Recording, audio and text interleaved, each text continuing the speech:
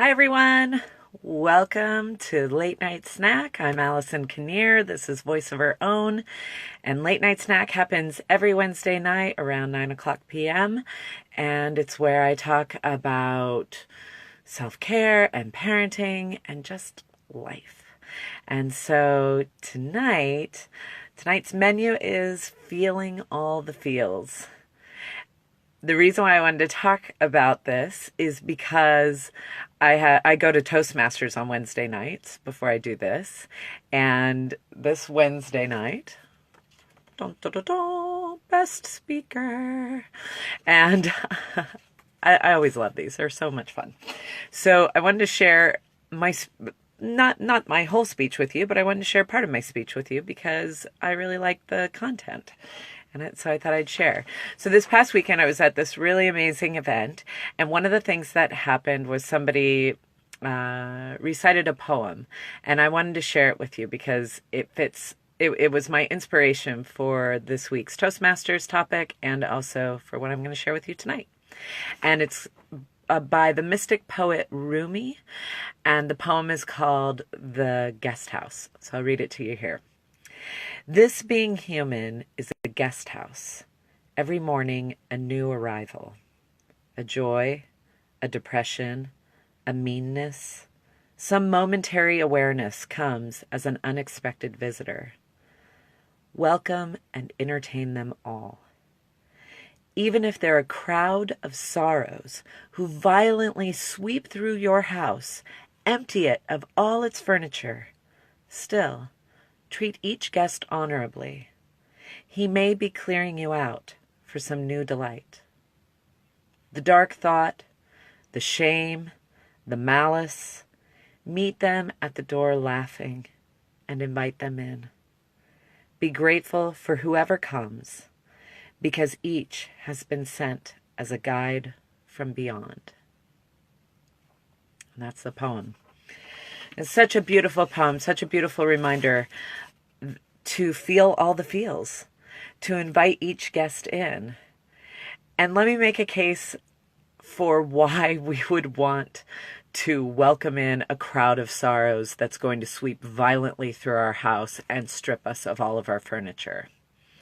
The reason why we should do this, as Rumi suggests, is because sometimes we need to be wiped out of all that we know so we can welcome something new in that we don't know, a new delight, a new love, a new joy.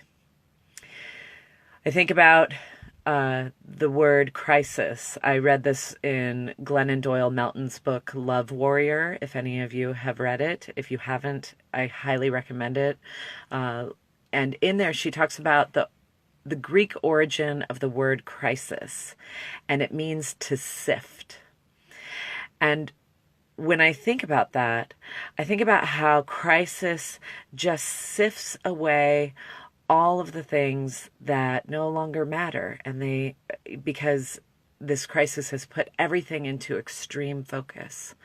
And while it's painful as all those things fall through, all the things that we knew, all the things that we loved, all the things that we appreciated, even though they fall through, what's really left in this sieve is the gold. It's the gems. It's the things that are at our core of what really matters. And so there's that metaphorical reason to do it. But there's also a really practical reason. Brené Brown, many of you know, I'm a big fan of hers. She's an incredible speaker, author, and researcher who studies shame and vulnerability. And what she says is when we close the door to pain, to discomfort, to sorrow, to grief, to loss, to anger, when we close that door, then we are also closing the door to joy. We're closing the door to contentment. We're closing the door to our gratitude. So we can't just say, well, I'm going to close the door on you, anger, but joy, come on in. It doesn't work that way. We have to open the door to everyone and greet it with gratitude, because it's either here to fill us up or it's here to teach us something really important. And I want to teach you a tool that I taught all my Toastmasters tonight. And it comes from this amazing book called A Mindfulness-Based Stress Reduction Workbook. And it's written by Bob Stahl and Alicia Goldstein. And Bob Stahl, for those of you in the Bay Area, in Silicon Valley area, he teaches at El Camino Hospital, and he is amazing. Mindfulness-based stress reduction is something that Jon Kabat-Zinn developed at Harvard. And that course, it's 8 weeks. You meet once a week, and that course changed my life completely. So I want to teach you something really cool that that I learned in my mindfulness class, my mindfulness-based stress reduction class, MBSR, and that was the acronym of RAIN. And in the springtime, or at least up here in the Pacific Northwest, we're getting a lot of rain still. But let me teach you the acronym. So R is to recognize any strong emotions that we might be feeling. Now, this means that we have to get into our bodies so that we can recognize when it comes up. The A is for allowing or acknowledging. I have this great little mental trick that I do anytime I feel grief or fear, and I just greet it like like Rumi suggests, and I say, "Hello, fear." Oh, sadness. Oh, hello, sadness. So, and just allowing it to be there. The I is for investigate. It's to investigate what sensations are rising in your body. Where do you feel your sadness? Where do you feel your fear? Where do you feel your joy? But just to investigate how it shows up in your body, and also what thoughts come up with it. What emotions arrive with it, and just investigate it, just notice it. And then the last thing is non-attachment, not becoming attached to the emotion. And the metaphor I use in this, and I think I've used it on here before, is that we are the sky, right? Like the sky, when it's raining, the sky's not trying to grab onto the rain cloud and be like, I am the rain. And it's not trying to grab onto the sun and being like, it's really great and warm and sunny. It's like, no, the sky is just being the sky. The weather is passing through and just being the weather. And so that's similar to what we can do with non-attachment, is we can just allow and let it be. Another really cool thing, I remember being at a conference and listening to some researchers who study emotions in humans, and they were saying the arc of emotions, if you just allow it to be there, the general arc, the wave of emotion that we feel, lasts on average 90 seconds. 90 seconds. I think I've been talking for longer than 90 seconds. If we just allow feelings to come, that's a minute and a half of your life to feel into those feelings. And, we can do all these defensive strategies to block out pain, block out fear, block out sadness. But when we're doing that, we're also blocking out all those great highs in life, the joy, we're blocking out contentment, we're blocking out all of these beautiful things, as opposed to just sitting with it for a minute and a half and just letting it wash over us and pass.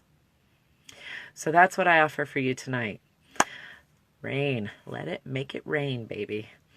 Let me see who is on. Oh, there's so many people watching. Hi, Kristen. And, Tina. Yes, thumbs up. Christy. I love that poem. Isn't it great? It's really fantastic. Anna, nice to see you.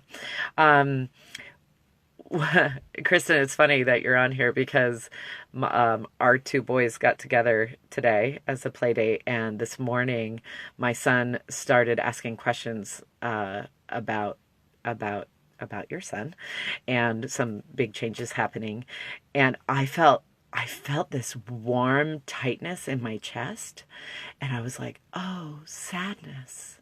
And I just laid there. We were snuggling together. It was first thing this morning, and I was just snuggling with him, and I just let that sadness. At first, my first thought was, make it go away. No, now's not the time to feel sadness.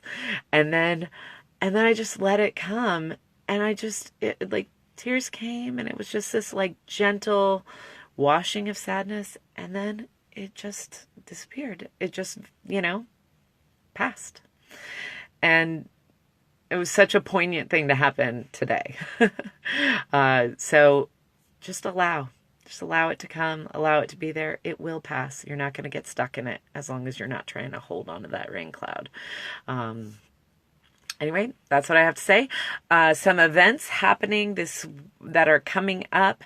This Friday night is the Back to Her Roots Motherhood Project. Oh, I'm loving this work, and we have some really great things going on this Friday night. So if you're in the area, sign up, greenplaynorthwest.org. Amazing. It's really, truly magical stuff. And then May 1st, I'm doing a workshop. I might have told you about it, but it's introduction to how to talk to your kids about sex, death, and the icky things happening in the world. That's happening at Yoga Family also, if you live in this area. Otherwise, there is more to come. I have so much to tell you about. I got some stuff rolling in the background. I hope you have a wonderful night of uninterrupted sleep tonight and always. And I will see you next week. Take care. Bye.